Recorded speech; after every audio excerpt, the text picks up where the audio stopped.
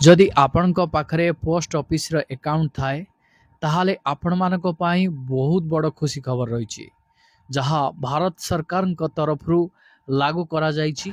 आपण माने एही खबर सुनिला परे आपण मानकर दिल पूरा गार्डन गार्डन हो जिवो। आपण माने पोस्ट ऑफिस रे फिक्स डिपॉजिट रेकरिंग डिपॉजिट करूतले कि बैंक रे भी आपण माने फिक्स डिपॉजिट रेकरिंग डिपॉजिट करूतले आपण माने से सब भूली जातु। एथिरे आपण मानकु 6.7% सुदरु 7.7% सुद आपण मानकु मिलुतला। एहा ठारू आपण माने अधिकरु अधिक सुद पाई परिवे। तो केमिति आपण माने अधिकरु अधिक सुद पाई परिवे जहार डिटेल्स एही वीडियो माध्यम रे मु आपण मानकु स्टेप बाय स्टेप जणाइबे। सेथिपाई आपण वीडियोटी को बिना स्किप रे शेष पर्यंत देखंतु जहा फल रे आपण जानि परिबे बुझी परिबे। वीडियो आरंभ करबा पूर्वरु आपण समस्त को कहि रखिबी चैनल रे जदि नुआ करी आपण वीडियोटी देखुथांती ताहाले वीडियो को लाइक करी चैनल को सब्सक्राइब करी पाखरे थिबा घंटी चिन्ह को दबाई दियंतु। फिक्स डिपॉजिट एवं रेकरिंग डिपॉजिट को छाड़ी दियंतु। एबे पोस्ट ऑफिस रे म्यूचुअल फंड आरंभ करंतु। सहर रु गांव पर्यंत समस्ते धनी होइजिबे। देखंतु भारतीय डाक विभाग एवं एएमएफआई एबे सारा देश रे डाकघर माध्यम रे म्यूचुअल फंड विक्रय करिबा पाई एक बड़ पदक्षेप नैचंती। एही पदक्षेप ग्रामीण एवं अर्ध सहर अंचल रे इन्वेस्ट को वृद्धि करिबा एवं साधारण लोक माने मध्य म्यूचुअल फंड सहित जोड़ी होई पारिबे। भारत रे आर्थिक अंतर्भुक्ति को सुदृढ़ करिबा पाई डाक विभाग अर्थात डीओपी एवं भारतीय म्यूचुअल पांठी संघ अर्थात एएमएफआई एक बड़ पदक्षेप नैचंती। एही पदक्षेप लोकंकु आश्चर्य करिबाकु जाउछि। प्रकृत रे एबे देशव्यापी डाकघर माध्यम रे म्यूचुअल पांठी विक्रय करा जिवो। आज्ञा हाँ आपण ठीक शुणुचंती। एही गुरुत्वपूर्ण पदक्षेप सहित विशेष करी ग्रामीण एवं अर्ध शहरी अंचलर लोक माने इन्वेस्ट सहित जोड़ी होई पारिबे जेउठारे आज मध्य म्यूचुअल पांठी भली इन्वेस्ट विकल्पर बहुत कम रही कारण म्यूचुअल फंड विषय रे सबु लोकंक पाखरे विशेष ज्ञान न थाए जहा फल रे सेमाने इन्वेस्ट करने को डरती। आपण को जणाई दउचु जे मुंबई रे अनुष्ठित एएमएफआई रो 30तम प्रतिष्ठा दिवस समारोह रे डाक विभाग एवं एएमएफआई मध्य रे एही संबंध रे एक बुझामणा पत्र अर्थात एमयू स्वाक्षरित होईची। एही चुक्तिनामा 22 अगस्त 2025 रु कार्यकारी हेबो। एहार जतिक दिन वैलिडिटी रहिची आवश्यक हेले एहार वैलिडिटी को मध्य वृद्धि करिया पाई एक व्यवस्था मध्य एथिरे रखा जाईची। एहार लाभ कोन हेबो देखंतु एही सहभागिता परे भारतीय पोस्ट एहार विशाल नेटवर्क माध्यम रे म्यूचुअल फंड इन्वेस्ट को प्रोत्साहित करिवो। सारा देश रे लक्ष लक्ष पोस्ट ऑफिस अछि जहाकू लोक माने गभीर भाव रे विश्वास करंती।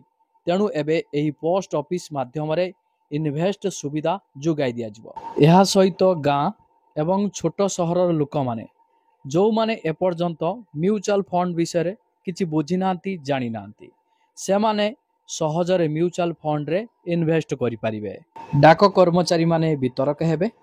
देखंतु एही चुक्तिनामा अनुसार पोस्ट ऑफिस विभाग रो कर्मचारी माने म्यूचुअल फंड वितरक भूमिका ग्रहण करने जाउचंती। सेमाने निवेशक मानकु सठिक सूचना प्रदान करिवे एवं निवेश प्रक्रिया समाप्त करिबारे सहाय्य करिवे। एपर्यंत म्यूचुअल फंड रो प्रवेश केवल सहरांचल एवं शिक्षित वर्ग पाई सीमित थिला किंतु एही पदक्षेप सहित छोट सहर एवं ग्रामांचल लोक माने मध्य एही सुजोग गुड़िकर लाभ उठै पारिवे। तथ्य एवं सुरक्षा उपरे इंपोर्टेंस दिया जायछि। देखंतु एही बुझामणा पत्र रे इन्वेस्टर को तथ्यर सुरक्षा एवं सेवार स्वच्छता उपरे विशेष गुरुत्व दिया जायछि। एथिरे इन्वेस्टर को विश्वास बजाय रखिबा एवं सेमानकु एक उत्तम अभिज्ञता प्रदान करिया पाई व्यापक सुरक्षा पदक्षेप अंतर्भुक्त करा जायछि। तेणु एही सहभागिता भारतर आर्थिक सेवा क्षेत्र रे एक नूतन मानदंड स्थापन करिवो। सरकार को लक्ष्य समस्तक पाखरे पहुंचाइबा। आपण को कहि रखुछु जे जोगाजोग मंत्रालय कहिछि जे एही पदक्षेपर मुख्य उद्देश्य हेउछि पोस्ट ऑफिस नेटवर्क व्यवहार करी म्यूचुअल फंड को सर्वाधिक लोकंक पाई सुलभ करिबा। भारत रे डाक विभाग प्रत्येक गाँ एवं सहर को प्रवेश करि परिबो। एही विश्वास एवं संजोग मिलित भाव में आर्थिक अंतर्भुक्ति अर्थात समस्त को आर्थिक सेवा सहित जोड़िबार स्वप्न को साकार करि परिबो। आसंतु जानिबा एएमएफआई रो लक्ष्य कौन। देखंतु एएमएफआई विश्वास करे जे भारत रे एक निवेशक अनुकूल परिवेश सृष्टि करिबा एवं लोकमानंकु नूतन निवेश सुजोग सहित जोड़िबा अत्यंत गुरुत्वपूर्ण। एही सहभागिता सेही दिगरे एक बड़ पदक्षेप।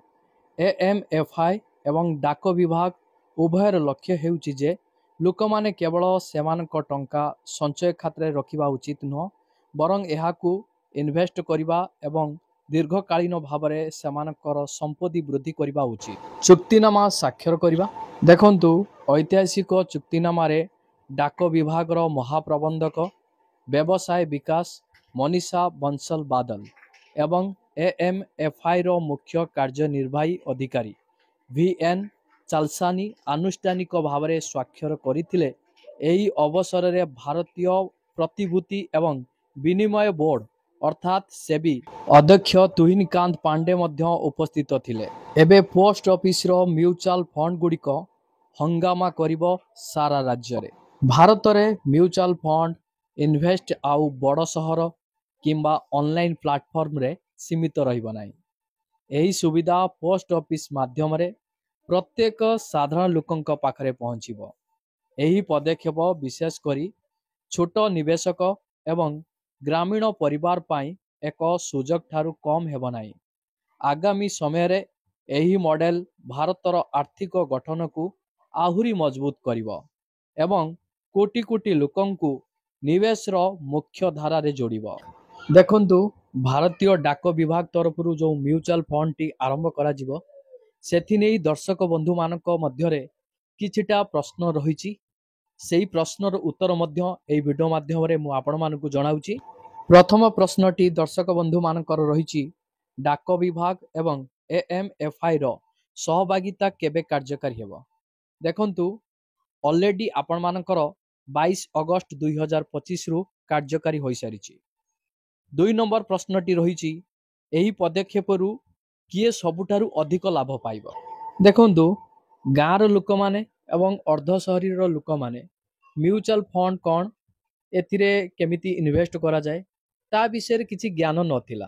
जेहेतु वर्तमान गाँव रे एवं अर्ध शहरी अंचल लोक मानक पाखरे म्यूचुअल फंड पहुंचीबो लोक मानकु बुझा जिवो सेमाने बुझिले अधिक रु अधिक इन्वेस्ट करी सेमाने तांकर टंका को वृद्धि करि परिबे। 3 नंबर प्रश्नटी हला लोक माने किपरि निवेश करि परिबे। देखंतु एबे लोक माने केवल पोस्ट ऑफिस रु म्यूचुअल फंड रे निवेश करि परिबे। 4 नंबर प्रश्नटी रहिछि चुक्तिनामा को वृद्धि करा जाई पारिबो कि।